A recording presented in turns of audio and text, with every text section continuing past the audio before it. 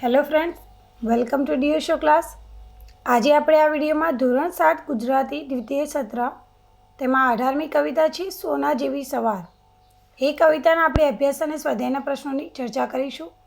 આ કવિતાના કવિ છે ચંદ્રકાંત શેઠ અને આ કવિતાનો પ્રકાર છે પ્રકૃતિ ગીત.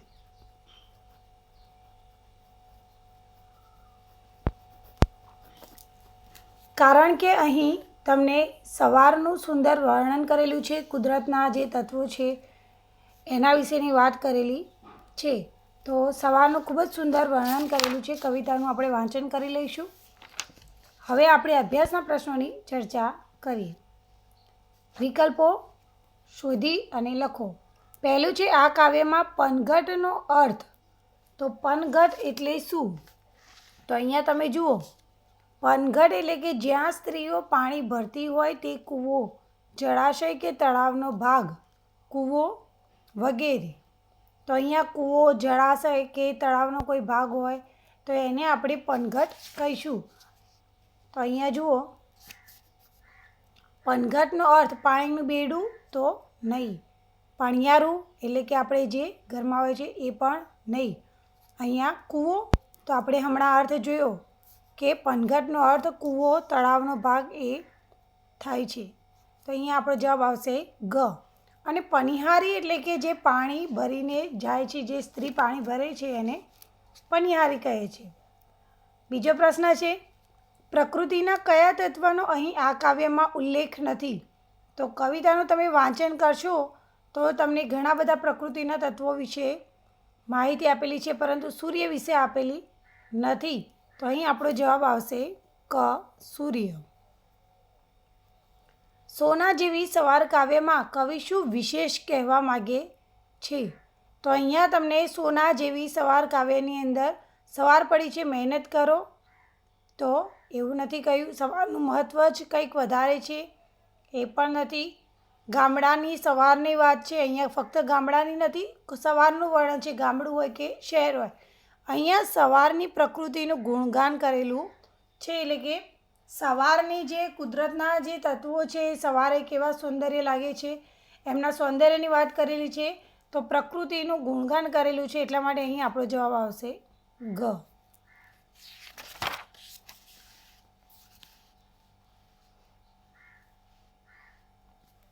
પ્રશ્ન 2, સવાર ક્યાં ક્યાં ચમકી ઉઠી છે?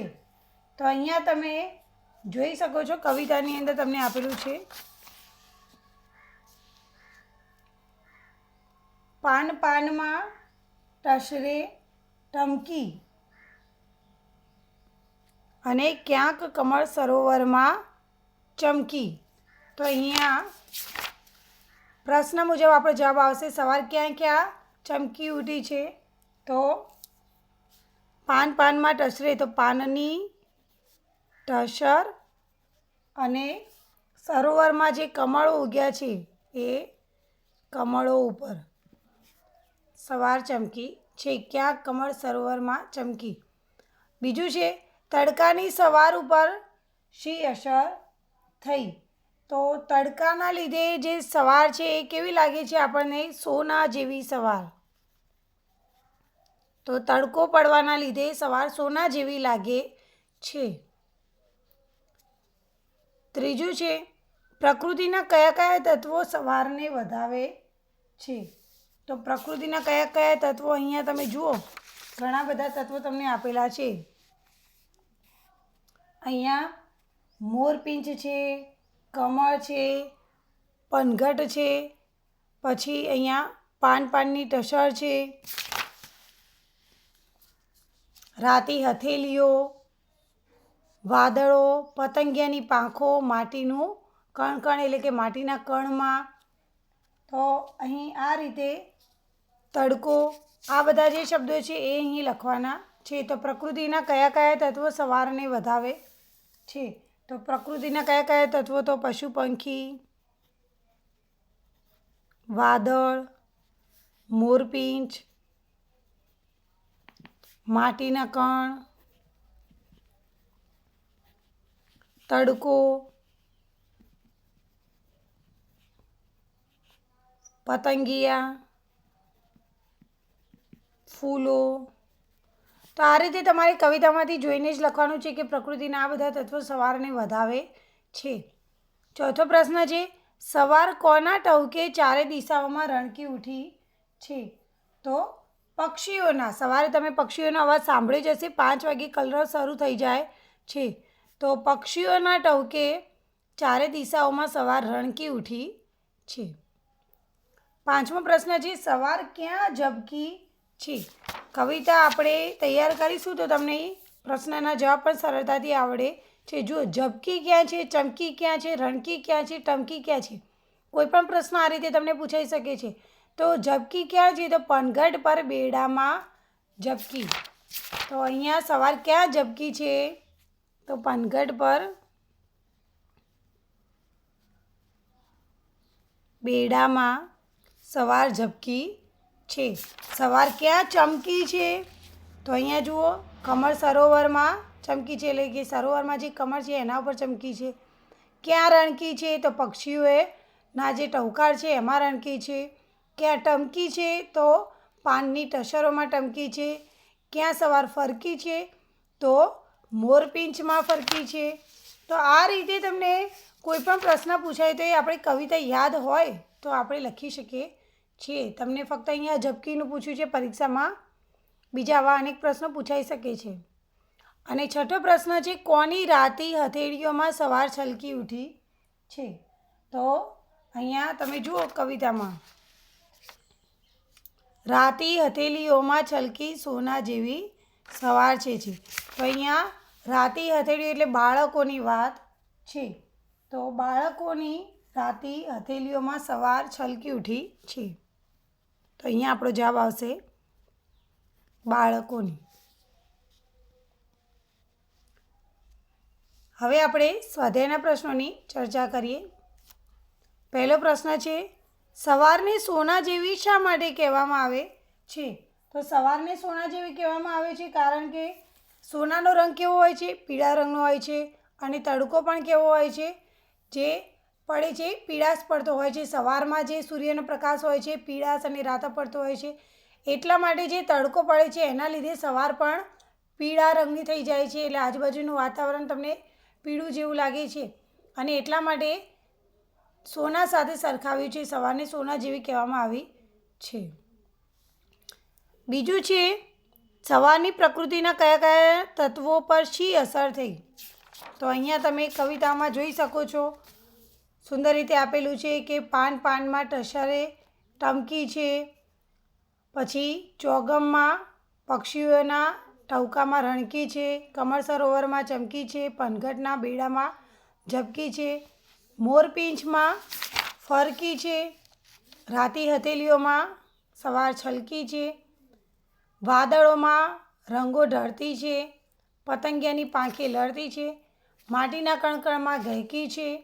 અને તડકામાં તાજગીથી મહેકી ઉઠી છે. તો આ રીતે પ્રકૃતિના તત્વો પર અસર થઈ છે. ત્રીજું છે, હસતા હસતા મનમાં ઉગી, રમતા રમતા ઘરમાં પૂગી. એટલે કે સવારે જે લોકો હોય છે ઉઠે છે ત્યારે એમના મન ખુશ હોય છે. સવારે સુંદર વાતાવરણમાં તાજગીનો અનુભવ કરે છે. એટલે કે હસતા હસતા મનમાં ઉગી, કારણ કે સવારમાં દરેકનું માઇન્ડ જે હોય છે ફ્રેશ હોય છે, સારું હોય છે. અને રમતા રમતા ઘરમાં પૂગી એટલે સવારમાં જે બાળકો રમતા હોય છે ઘરમાં, તો એ બાળક ઘરની અંદર તડકો આવે છે. કુમળો તડકો રમતા રમતા ઘરમાં આવી જાય છે, બાળકો પાસે આવી જાય છે.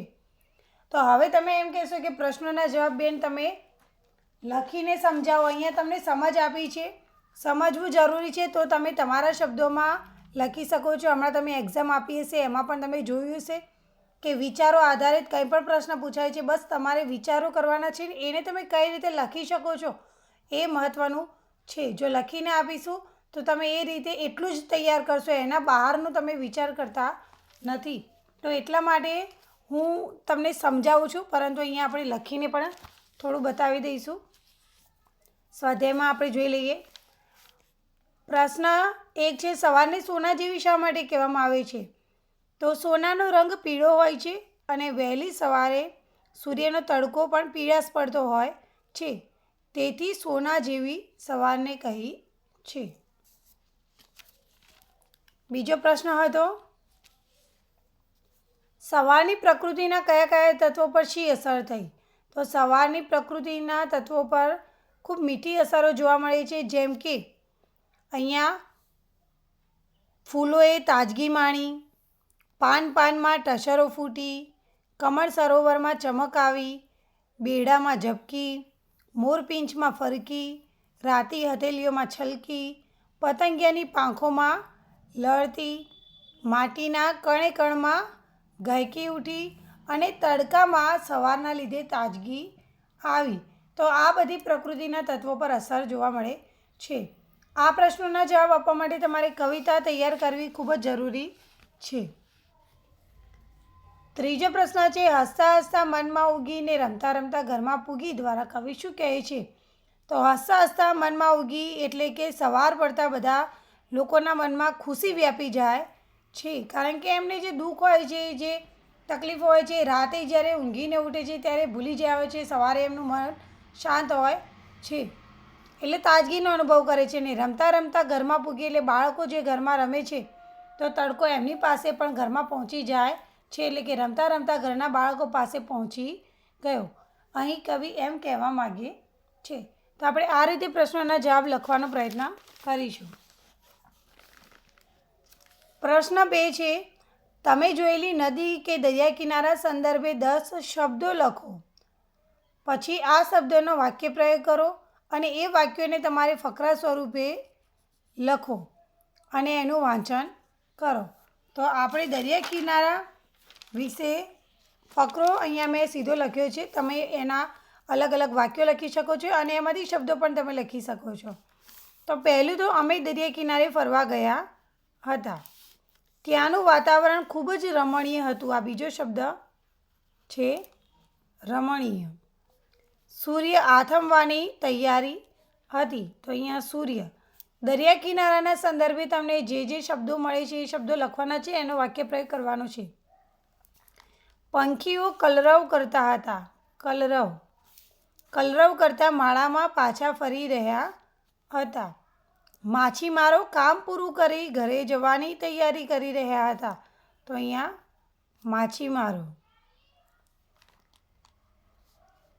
ઘણી બધી બોટ હતી. દરિયા કિનારે બીજું શું હોય? બોટ, નાવડી, નૌકા, સ્ટીમર, ગમે તે તમે લખી શકો છો. સહેલાણીઓ આ કુદરતી મનમોહક દ્રશ્યની મજા માણી રહ્યા હતા. તો સહેલાણીઓ એટલે કે જે દરિયા કિનારે ફરવા આવે છે લોકો.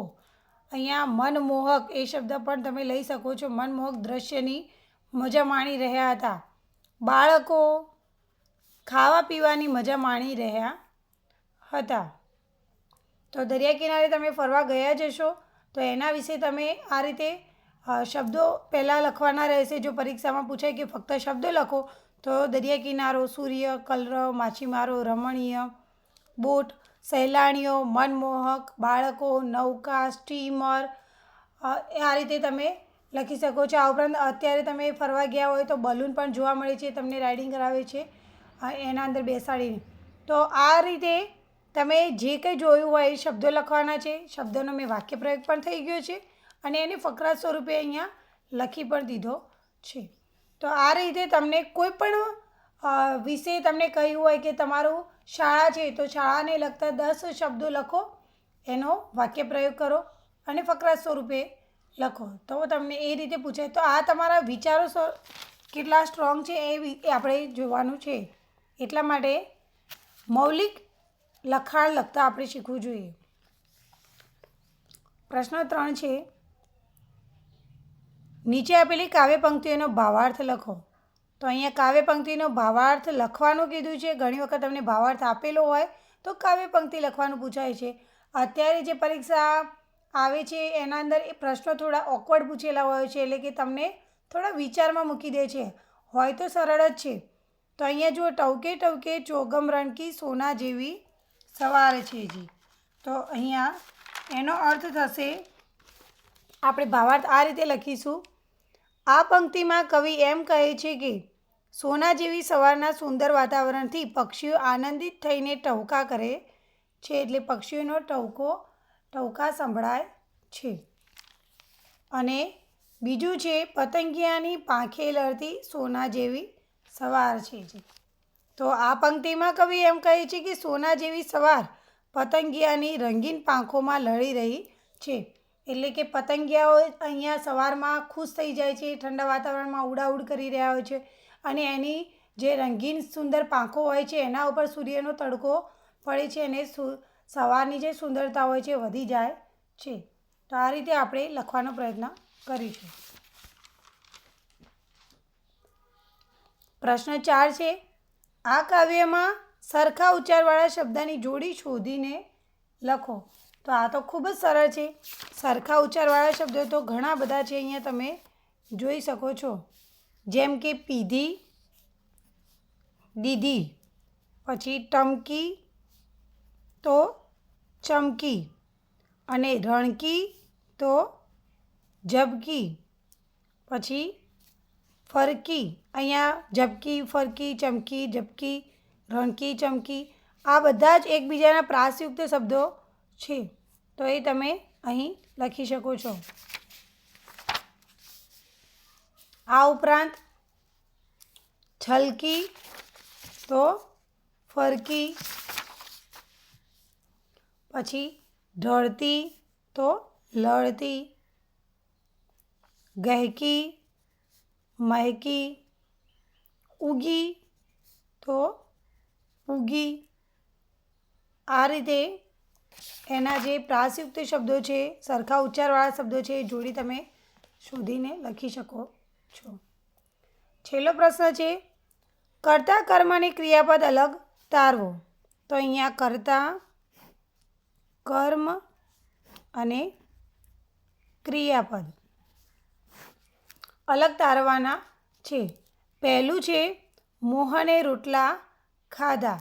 તો અહીંયા મોહન એ કર્તા છે. કર્તા કોને કહીશું આપણે? તો કર્તા એટલે જ્યારે વાક્યની અંદર કોઈ વ્યક્તિ, વસ્તુ, પદાર્થ કે એનું નામ આપેલું હોય તો એ કર્તા થશે. તો અહીંયા મોહન એ કર્તા છે. અહીંયા જો નૈનાએ પાઠ વાંચ્યો તો નૈના એ કર્તા થશે. કનૈયાએ મટકી ફોડી તો કનૈયો એ કર્તા છે. અને ગૌરીએ છાશ પીધી તો ગૌરી એ છોકરીનું નામ છે. તો આ બધા કર્તા છે. હવે અહીંયા ક્રિયાપદ કોને કહીશું? મોહને ખાધું, પણ શું ખાધું? તો રોટલા. તો અહીંયા જે આપણે શુંથી પ્રશ્ન પૂછીએ તમને જે જવાબ મળે છે એ આપણું કર્મ છે. તો અહીંયા આવશે મોહને રોટલા ખાધા. તો અહીંયા રોટલા. નૈનાએ પાઠ વાંચ્યો. તો અહીંયા પાઠ એ આપણું કર્મ છે. કનૈયાએ મટકી ફોડી તો મટકી. અને ગૌરીએ છાશ પીધી. શું પીધી? તો છાશ પીધી. તમને વાક્ય કર્મ વગરનું પણ આપેલું હોય છે. તો અકર્મક અને સકર્મક એ રીતે પણ હોય છે. તો અહીંયા જુઓ, અહીંયા બધા સકર્મક છે એટલે કર્મ સાથેના વાક્યો તમને આપેલા છે. તો અહીંયા મોહને ખાધું ફક્ત એ પણ વાક્ય બની શકે છે, પરંતુ રોટલા ખાધા શું ખાધું? તો અહીંયા તમે કર્મ ખૂબ જ સરળતાથી જોઈ શકો છો.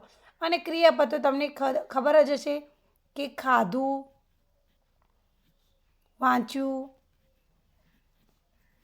ફોડી અને પીધી. તો અહીંયા આ તમને ક્રિયાપદ આપેલા છે. તો ગુજરાતીમાં વાક્યરચના હંમેશા કર્તા, કર્મ અને ક્રિયાપદ એ રીતે આવે છે. ક્યારેક તમને આના ઉપરથી તમને શબ્દો આડાવડા આપેલા હોય અને સાચું વાક્ય ગોઠવણી કરો એવા પ્રશ્નો પરીક્ષામાં પૂછાઈ શકે છે. તમે જે હમણાં એક્ઝામ આપી છે ગુજરાતીનું પેપર, એનું હું સોલ્યુશન જરૂરથી કરાવીશ, પરંતુ હજી કેટલીક શાળાઓમાં પરીક્ષાઓ ચાલુ છે એટલા માટે મેં એનું સોલ્યુશન કરાવ્યું નથી. જ્યારે બધી પરીક્ષાઓ શાળામાં પૂર્ણ થઈ જશે ત્યારે એના પછી આપણે પેપરના જે પ્રશ્નોના જવાબની ચર્ચા જરૂરથી કરીશું. નેક્સ્ટ વિડીયોમાં આપણે 19મો પાઠ છે 5 દાડા, એના અભ્યાસ અને સ્વાધ્યાયના પ્રશ્નોની ચર્ચા કરીશું. બીજા સેમિસ્ટરની પરીક્ષા નજીકમાં જ આવવાની તૈયારી છે. તો રોજનું વાંચન રોજ કરશો. આ વિડીયો ગમ્યો હોય તો એને લાઈક જરૂરથી કરજો, શેર કરજો અને તમારી કમેન્ટ્સ જે તમારા વિચારો છે એ પણ તમે મને જરૂરથી મોકલી શકો છો. Thank you.